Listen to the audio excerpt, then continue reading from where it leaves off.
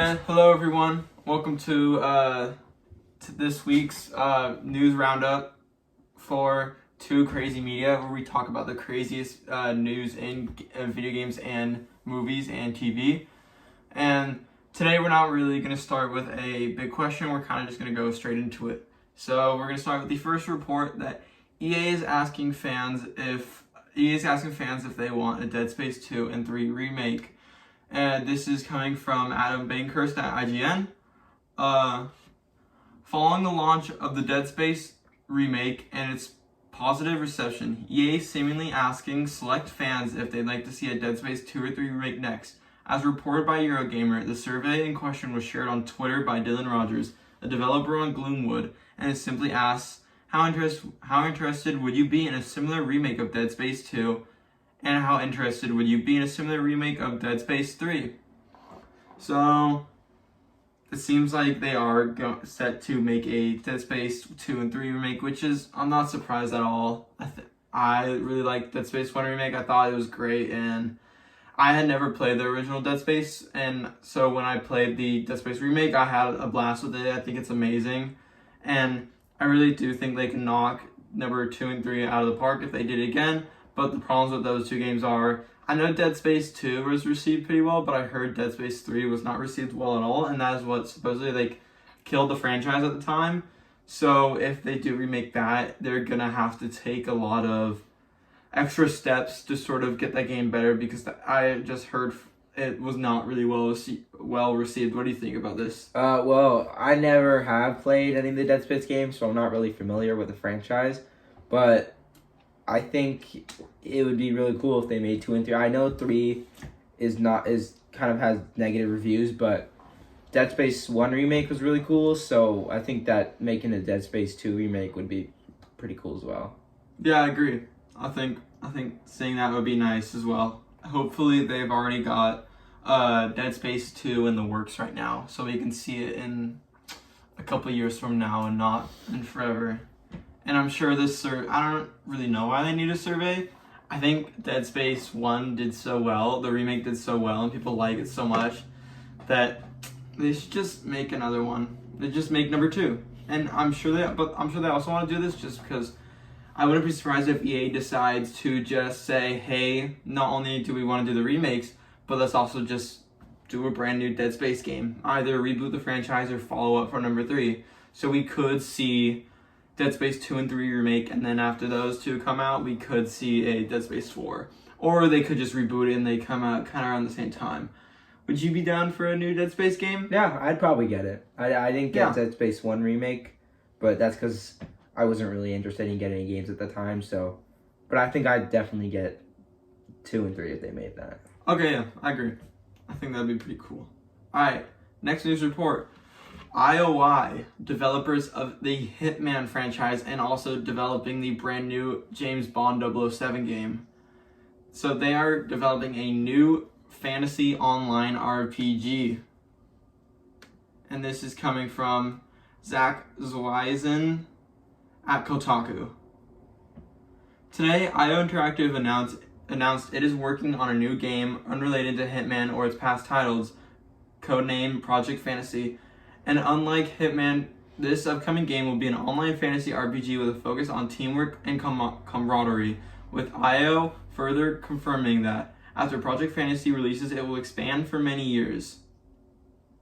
Alright, so it looks like IO, the people who make the Hitman and the new James Bond game, are working on a fantasy online. And just before we get into conversating about it and our opinions on it, there's also reports that about a year ago or two, it was leaked. A big leaker had said that IO is working on a fantasy dragon game with Xbox as a first-party game and would be an Xbox exclusive.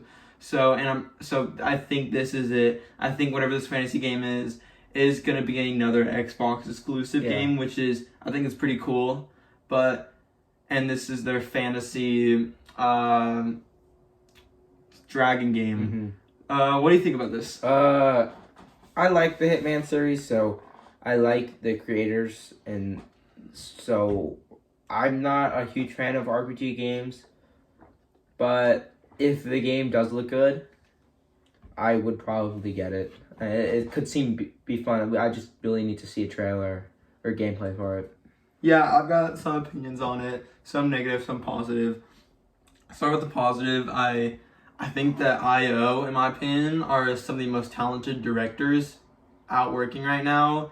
I think all the three latest Hitman games, the trilogy, the World Assassination trilogy, are all just such fun games to play, and I've been obsessed with playing them all. They're all just amazing games, and if you really like stealth games or just, I totally recommend. They are some of the most enjoyable sandbox, stealth, do whatever you want, have fun games, and they're just so much fun and methodical as well, and I think they're great. So something like James Bond, I think they're perfect, but I think a fantasy game for IO is definitely interesting. It's totally unlike, it's very different from what they've done. From what they've done and what they're currently doing. So that's interesting, but I mean, like, hey, though the one thing I am a little worried about is IO is a big team, but not like a huge team. So they're already working on this James Bond game for a couple of years now, and who knows if they're doing another Hitman game right now. They could be working on a Hitman 4, or just a reboot to the Hitman series. And they're working on this now, which means that they probably have multiple games in the works right now, which is a lot. So I don't know, it's a little worried, but I feel like I think they're fine, and I think they'll just do great. And plus, it's interesting that it's an Xbox exclusive. My one problem is that it seems like Xbox really does have, more than anything, it seems like with the exclusives, they are set to have a lot of fantasy RPGs, whether they're online or not. You know, you've got Fable, you have this now. If this is Xbox exclusive, we don't know yet. It's just a rumor going around. Then we've got Fable, we have this, we have multiple other Bethesda games that are fantasy RPG, you know. Fallout, I guess, is kind of fantasy. Avowed. You have many Xbox games coming out that are definitely fantasy role-playing games. So it's gonna be interesting to see another one come into the Xbox space. But I mean, like, hey, IO's great. They're so talented, and I think they can really do good with this game. And I hope for the best. I hope to see more. Any final thoughts? No. All right. I think you said it all. Yeah, on to the next report.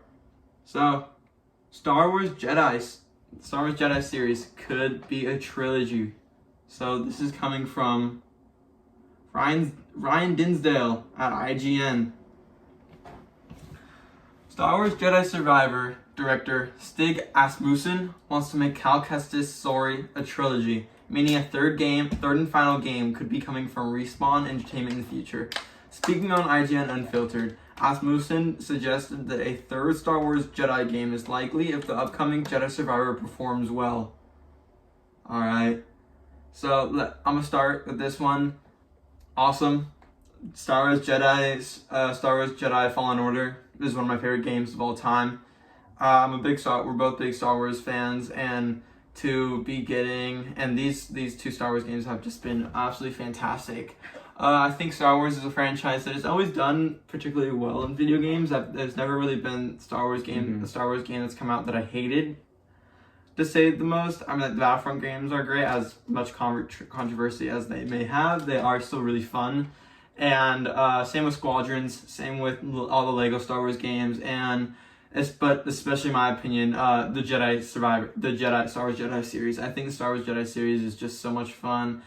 The Fallen Order is great. It's a game I have played numerous times, like played the whole story, and it's just every time it's just so much fun, and it's such a great game. It's like if you were to describe it, it's almost like a FromSoft game, but like a Souls-like game, but not as hard and a little more fluid, and just also Star Wars, which I love. I do think there are some, and I can't wait for Survivor. It's coming out next month, that's so close from now, and I can't believe it. I cannot wait for that game. We've seen a lot of gameplay now from IGN, and all the gameplay looks great. I just cannot wait for this game. It looks so much fun.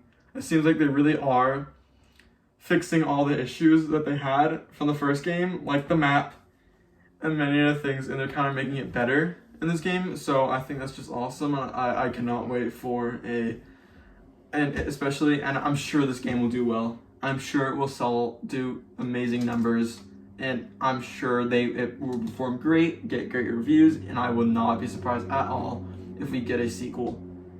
What do you think? I definitely think there'll be a trilogy because the first game did so well and it was so well received that obviously they're making the second one, which will probably do as well as the first one. So they're definitely gonna make a third one. It's just obvious at this point,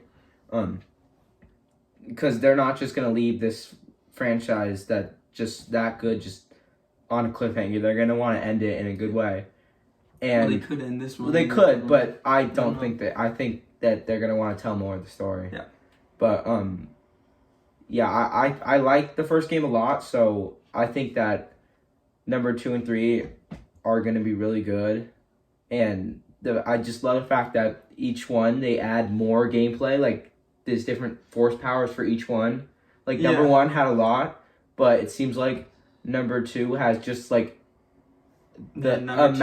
Number 2, there's so much new ways to fight, like ways to stances, almost like a Ghost of Tsushima, which is really cool. Is like it's on steroids of how much you can, how many ways you can fight in the game. So I think it looks really cool, and I think all the planets you can go to, the fact that every single one will be new, or most will be new, is really cool. Yeah. All right. Yeah. Cannot wait. So next one, we got another movie. I believe last week we talked last week's episode we talked about there being a Blumhouse looking to create movies, and we already know Blumhouse to create video games. We don't know Blumhouse is working on a Five Nights at Freddy movie currently. There's been a lot of screenshots right now of the set, and they actually built like a version of the place there, which is really cool. But it seems like Blumhouse is working on another video game movie. So this is coming from Brett Lang at Variety. Atomic Monster and Blumhouse are teaming up with Behavior Interactive, the largest Canadian gaming studio, to develop a feature film adaptation of the hit horror multiplayer game Dead by Daylight. We couldn't be more thrilled to work with Jason Blum and James Wan, two giants of the horror film industry, to further expand the Dead by Daylight universe, said Stephen Mulrooney, Executive Vice President of Behavior Interactive. At Behavior, our motto is to create unique moments, together forever. Atomic Monster and Blumhouse are the ideal partners to craft Dead by Daylight's killer entrance onto the big screen. Let's start with you, because you... I used to play Dead by Daylight a lot. I was a very big fan of the game for, I think, like, almost a year. It felt like it was. I got into the game, I think, from Game Pass, and I really enjoyed it. And then... Power Game Pass. And then I started buying, more characters because I really enjoyed the game. And I would just invest more and more time into it until, I think, a year into playing, I just kind of got, like, sick of the game. Yeah. I was never good at the game either. I kind of sucked, if I'm being honest. It's not a very easy game to pick up. So I was never great at it. I was fine, but I was never good.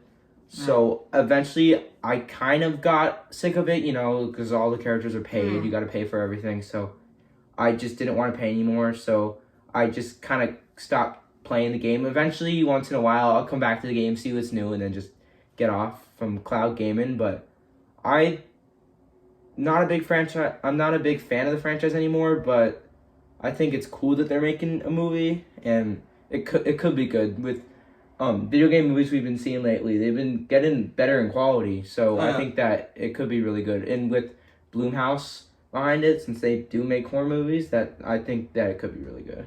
Yeah, I agree. I've only played Dead by Daylight a couple times. I haven't played that much. I'm not a big fan like he used to be. So this isn't something that makes me too excited, but I think I'm just excited to see more video game adaptations and movies. I think after Last of Us, just more and more people want to turn video games into movies and make them, now that people kind of get like what worked so well for The Last of Us, let's try to do that as well. And like that, which is basically just that's kind of like very closely adapt the source material and what the game But- is.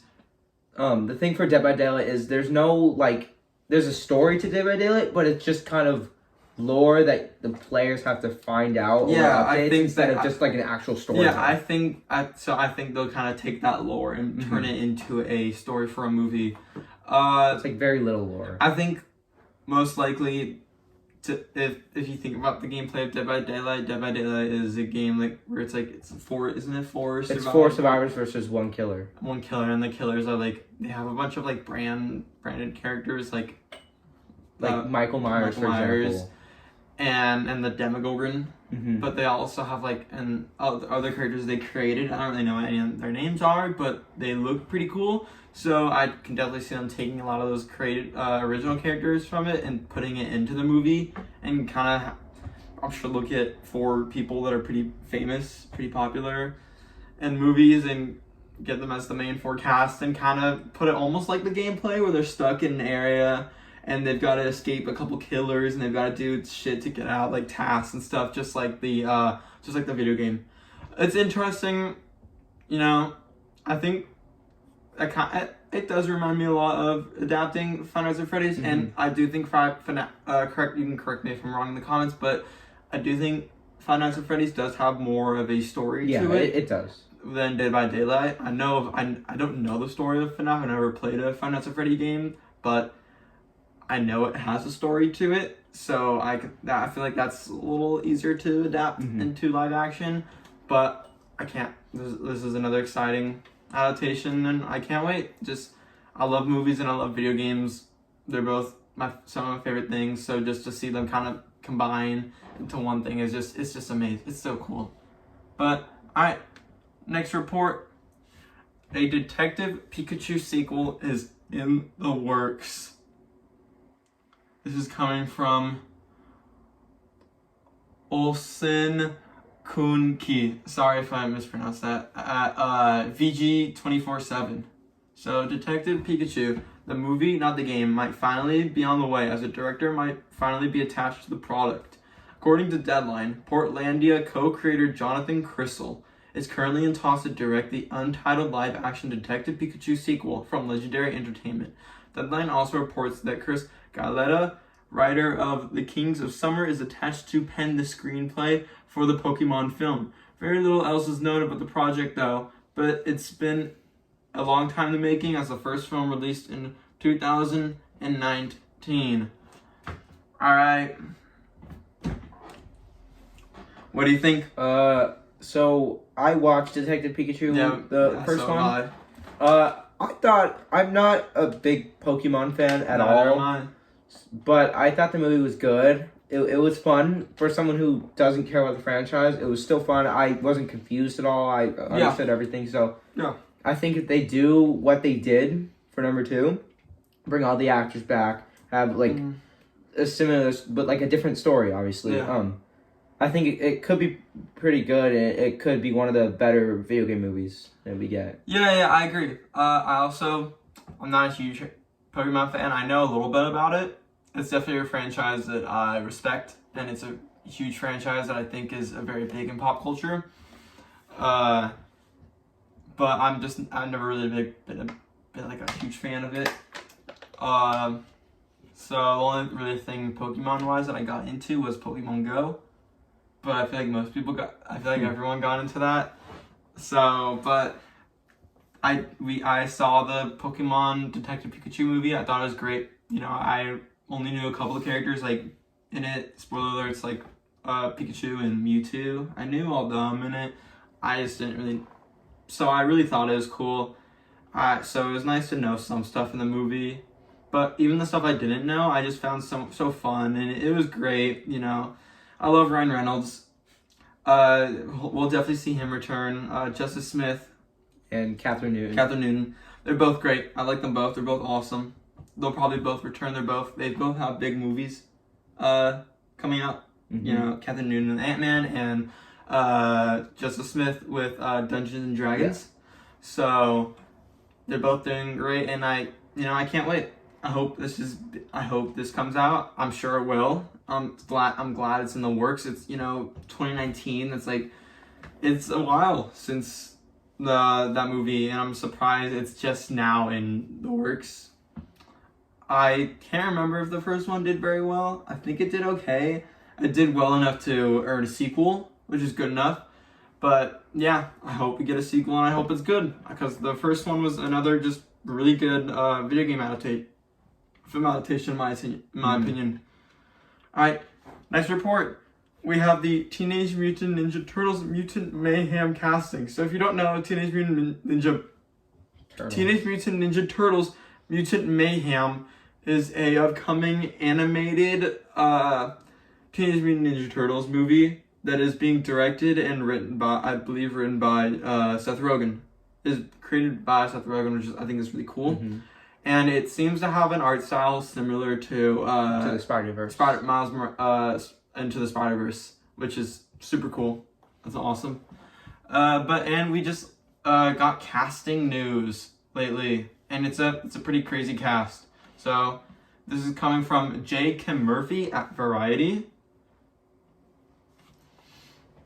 Seth Rogen took the Nickelodeon Kids' Choice Awards stage Saturday evening to reveal the full voice cast for the animated reboot Teenage Mutant Ninja Turtles Mutant Mayhem, including the teenage actors voicing the Squad of Heroes and Jackie Chan as the Master Sewer Dweller Splinter, Micah Abbey, Shannon Brown Jr., Nicholas Cantu, and Brittany Noon will voice the roles of Donatello, Michelangelo, Leonardo, and Raphael, respectively. The quartet was introduced by Rogen, a producer and voice actor for the film, on stage at the ceremony to accompany the announcement.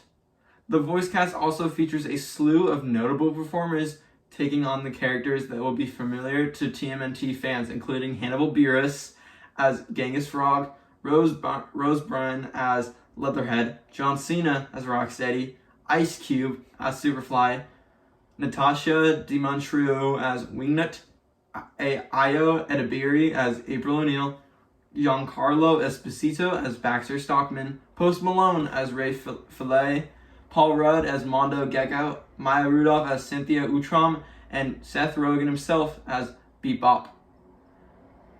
Jeff Rowe, who directed The Mitchells vs. Machines on Netflix, is also directing.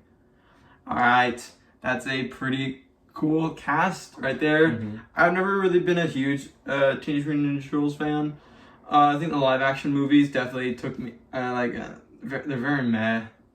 They weren't amazing. Mm-hmm. I think they definitely were not standouts, so I'm glad they are rebooting it in. I do think Teenage Mutant Ninja Turtles tends to go better in animated, not live action, really. Yeah. And I think this is just really cool. And it's cool to see Seth Rogen is very behind this, and also Jeff Rowe. I never saw The Mitchells vs. Machines on Netflix, another animated Netflix movie, but I've heard it was good. So I've got a lot of faith in this movie as well. I think also it's an awesome cast. And obviously a cast does not make a movie good. I think we saw that with movies lately like Amsterdam. It's a movie that I talk about a lot as being a really bad movie that came out last year. If you didn't know, huge cast and like crazy cast, and then I tried watching it, I could only get there halfway and it was horrible. So cast doesn't always mean the movie is good or bad, but this movie does seem like potential. I know of a lot of characters because I kind of grew up watching the Teenage Mutant Ninja Turtles show on Nickelodeon, on Nick Jr. I think it's Nickelodeon. Mm-hmm. So yeah, Nickelodeon had the Teenage Mutant Ninja Turtles animated show. I watched that a lot. It was great. So I do remember that show a lot, and I remember all the characters from it. So I can't wait. Awesome cast, great to see names like Hannibal Buress, John Cena, Ice Cube. Mm-hmm. He's not in that many movies these days. He used to be in a lot back in the day, so nice to see him back. Giancarlo Esposito. I mean, come on. Post Malone. That's very interesting. Interesting, though. Cool. Paul Rudd. Mm-hmm. It's Paul Rudd. Maya Rudolph. And Seth Rogen. But awesome cast. I think it's really cool. I can't wait. And there's also supposedly a trailer coming out on Monday. Really? So yeah, stay tuned. We're getting our first reveal trailer on Monday. Alright, 2 more reports left. So, a Capcom Spotlight Showcase is set for March 9th. This is coming from Ravi Sinha at Gaming Bolt.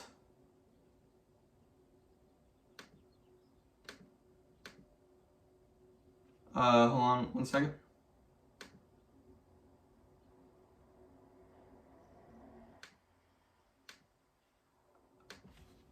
We'll just go to the next one and then we'll come back to that one. There is a problem with the article, and we're just gonna reload it real quick. But let's just go into this one. Next one, we'll go back. So this game. So here are the games that are leaving Xbox Game Pass on March 15th. Hold on, just 1 second.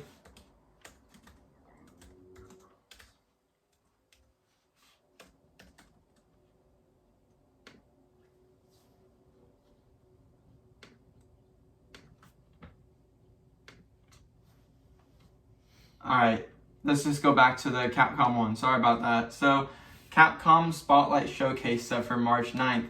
And again, this is coming from Ravi Sinha at Gaming Bolt.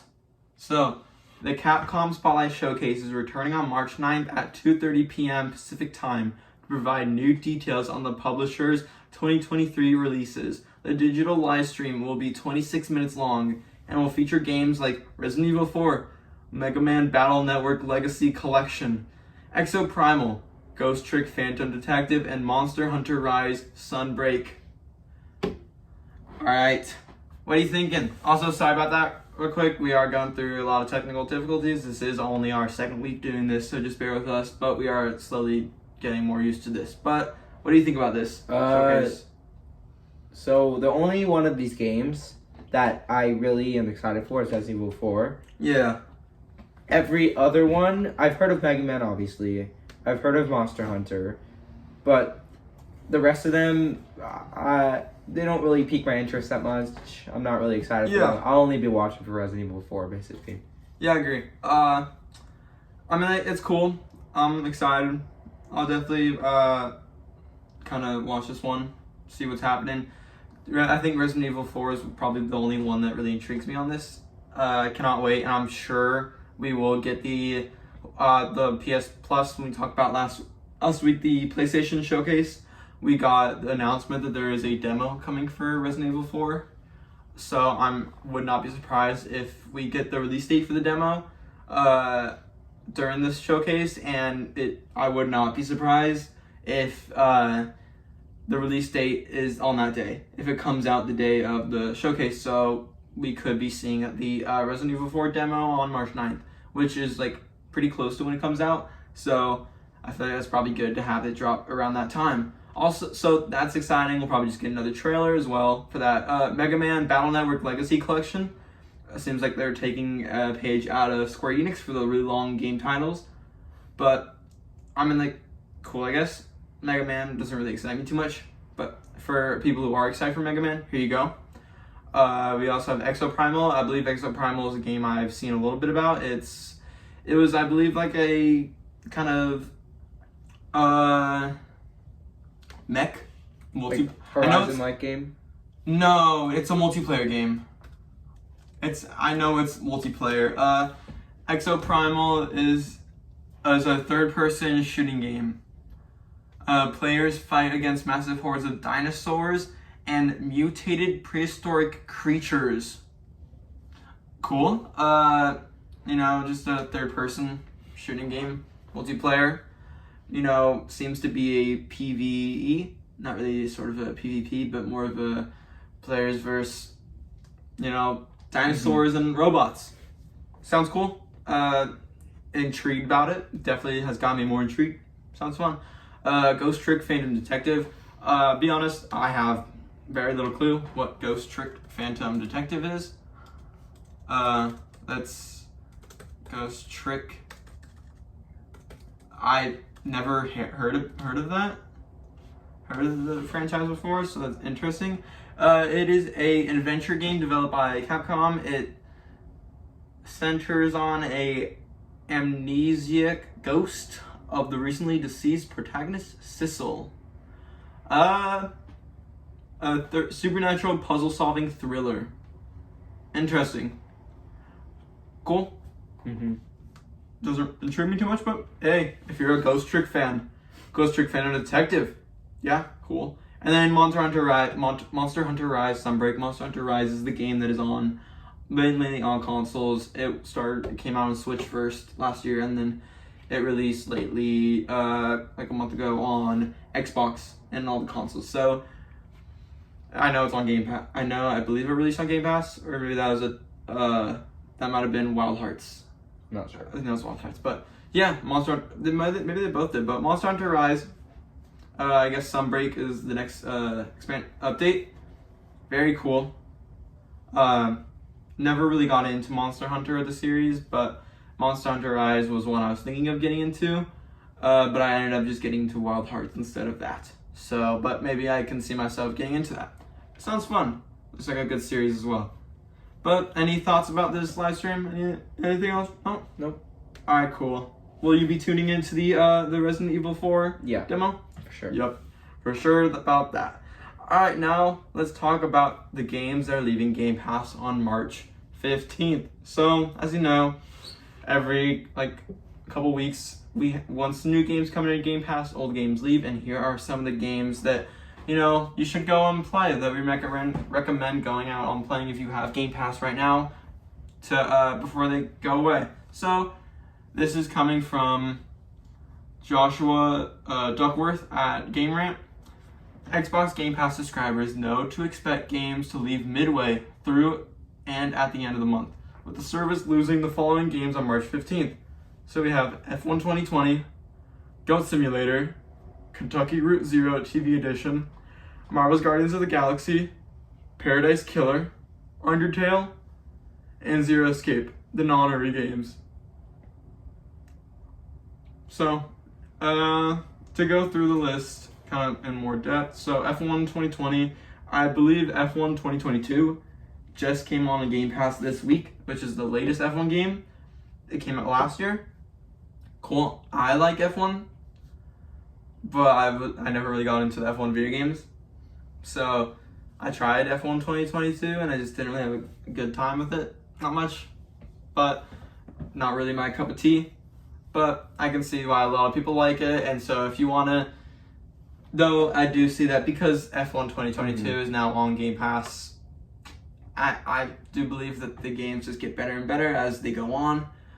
So F1 2020 is, if you're a big fan of maybe something about that game, then go ahead and go play it again. But for the most part, they've got the new one just released, so not too bad. Ghost Simulator, it's a pretty sad one.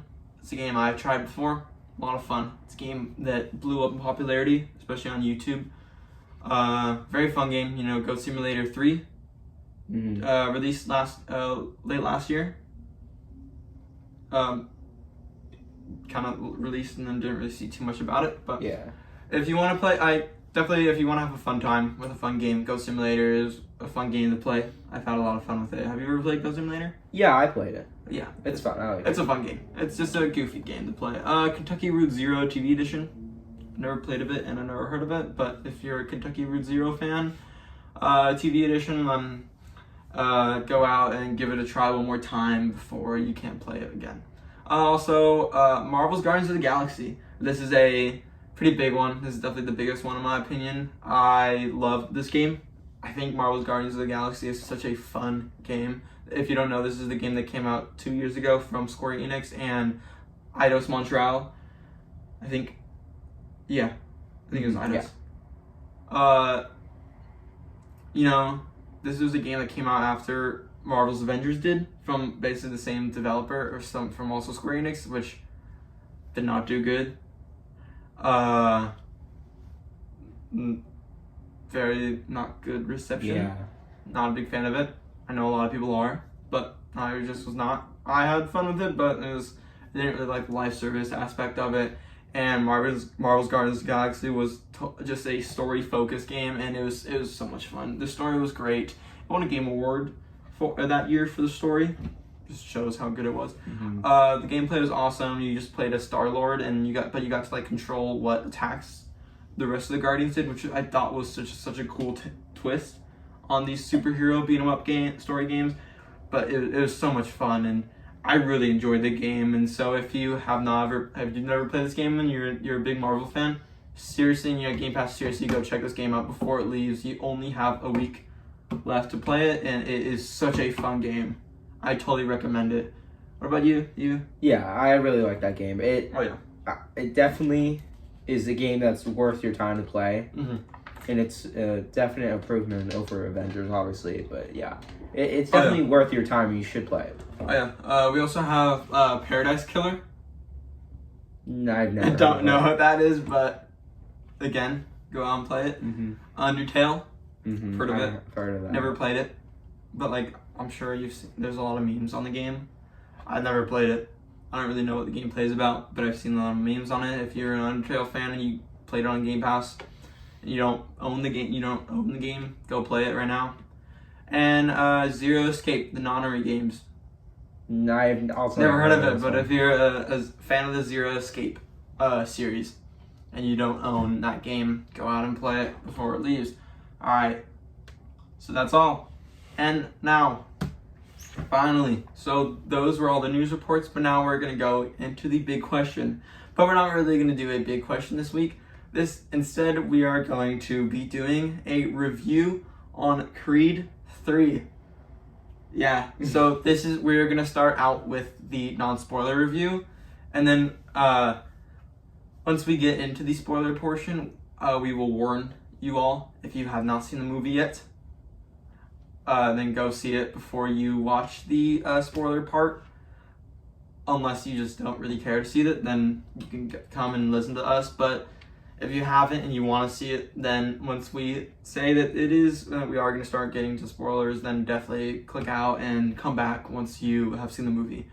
But so we both saw Creed 3 this past Friday, and let's get into non-spoilers, so no spoilers. What are your thoughts about it? Did you like it? Yes, it was very good. Yeah, I agree.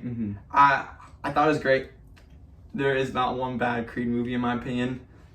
I think all three of these movies have been great. Number 1 is amazing. Number 2 it's great. It's not as good as number 1 or number 3. It's definitely a good movie though. Oh yeah, it's an amazing movie. And number 3 is just, I don't know if I think it's like tied between number 1 and number 3 for me. I think number 3 is just so good, but number 1 is just, number 1 is amazing. So I think it's definitely a tie. But Creed 3 is so good, and I definitely recommend, if you've never seen the Creed movies, go. You don't even need to see the Rocky movies. Honestly, you don't. Yeah, so just go watch Creed 1, 2 at home. Watch Creed 3 in theaters. Trust me, there is such a good franchise, and Creed 3 is so good. I thought it was amazing. The characters, the acting, both Jonathan Majors and Michael B. Jordan are just absolute titans. In my opinion, they are. We just saw Jonathan Majors lately in Ant-Man Quantumania, if you haven't seen him as King. He was great in that, and he was just as good, and if not better, as in this movie as his character named Damien. And this film, he was fantastic, and so was Michael B. Jordan. Michael B. Jordan is just so great, and he's one of those actors where he's just an amazing actor in general, but when that man is screaming, he might just be one of the best actors out there. He is fantastic, and sometimes you're watching it and you really feel like, damn, is this Killmonger versus Kang? Yeah. At times, and I think it's really cool. But it's such a fun movie. It's very heartwarming. Tessa Thompson is again just amazing in it. It's just got such a great cast, and trust me, if you like watching the fights in this movie are just so cool. And I don't want to get too much into spoilers for that just right now, but might as well, let's get into the spoiler territory. So if you have not seen the movie and you want to see it, click off, come back once you've seen it. But if you have, or you don't care to see the movie at all, let's get into some spoilers. So just a warning. All right, here we go. So let's get into some spoilers. Talk about the fights first of all. So if you don't know, Michael B. Jordan talked about there being the fights in this movie being, because he directed, this is his directorial debut, and he directed this film, which is amazing. The film was so good, and his directing is amazing, so good for him, first of all. I hope he directs a lot more in the future. But the fighting, he said when he was working on the fights for this movie, he was inspired by anime. You know, a lot of fight in the movie and a lot of portions of the fights were very much inspired by anime and scenes from anime. And I don't watch anime, but I think some of I've seen scenes of anime that were inspired by fight scenes in this movie, and it's just so cool. Like, you've got scenes where, like, you know, in the final fight of the movie, you know, Michael B. Jordan will punch Jonathan Majors will punch Michael B. Jordan in the chest, and, like, you'll see, like, the sweat fly off Michael B. Jordan's back in slow-mo, or you'll see, like, or all of a sudden, like, and they're fighting in the stadium will go black all around them, and you can only really just see them two in the ring, and they've kind of just they're just engrossed so much in the fight where, you know, you just have the two guys in the ring, and, you know, they're punching each other, and they're throwing each other into jail cells, which are not actually there, but it's just so cool, and I think it's very unique, and I really like the fighting in this movie. I thought it's definitely the best fights out of any Creed movie that we've seen. By far. They were so cool, and I think something I love about these Creed movies is that it's so much tension. You're in the theater and you're like, oh my god, like, what's gonna happen? And it's just, I think it's so great. And it's awesome. These two, both Michael B. Jordan and Jonathan Majors, just absolutely pour their hearts out into these roles. They both just show so much anger, but passion in the fight scenes, and it's just crazy to see them just beat each other up, and it's so cool. What do you think? I agree with everything you just said. I thought the fights were cool. Definitely the best out of all three movies. The way they fought, I noticed that the way at least Jonathan Majors fights is different from most of the villains in the Creed franchises. He's a very unique way of fighting because he fights very dirty in the movie. He doesn't really care about the rules, so he doesn't cheat, but he fights dirty, so he doesn't care. Yeah, I thought that was cool as well, to kind of, you know, he's very dirty. He'll do anything he has to do to win. He aimed for all the fighters, the people that he went against, he aimed for all their weak spots, which is cool, you know.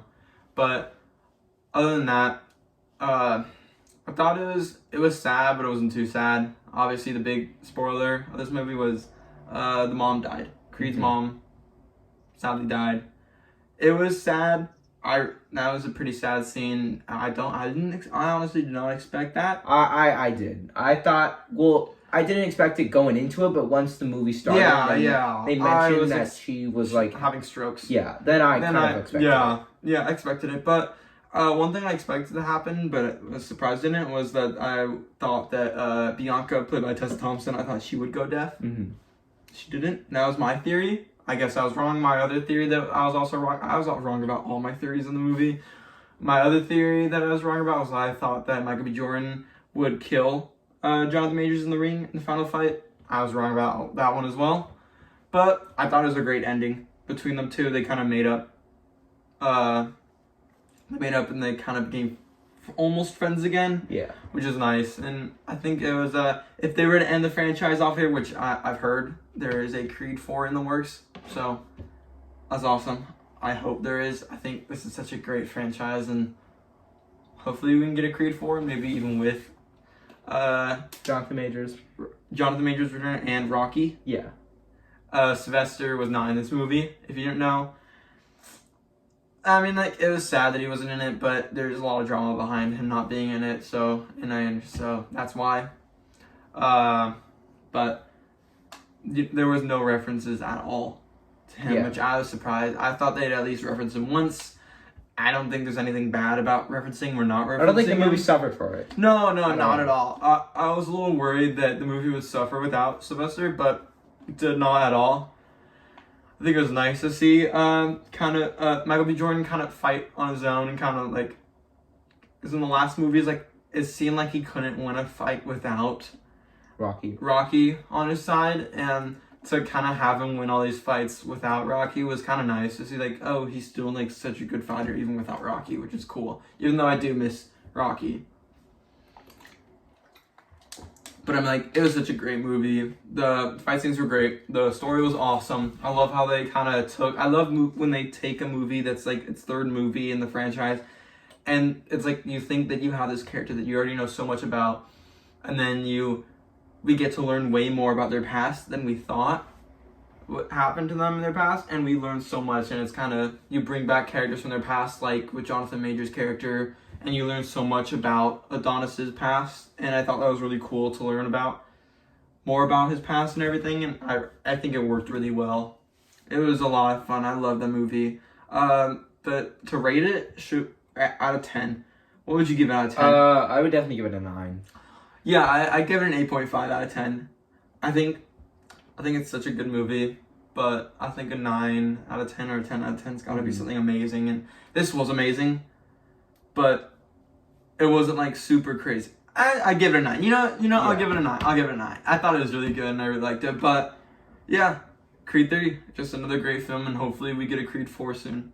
But other than that, yeah, is there anything else you'd like to talk about? Anything going on? Alright, also, last week we did say that this week we were going to do a Metacritic prediction special, and that is being delayed to next weekend. That will be a separate video, just because we have decided to delay it because we did the Creed 3 review this weekend, and also we are going to combine a Metacritic prediction and do the Rotten Tomato score for movies in the same video. So we're going to do a Metacritic and Rotten Tomato prediction next weekend, as well as the regularly scheduled weekly news roundup on Sundays. So they should both be coming out on Sunday, so stay tuned next Sunday later in the afternoon for both videos. And yeah, thank you so much for watching, and also if you enjoy, please go and subscribe and like the video. Thank you so much.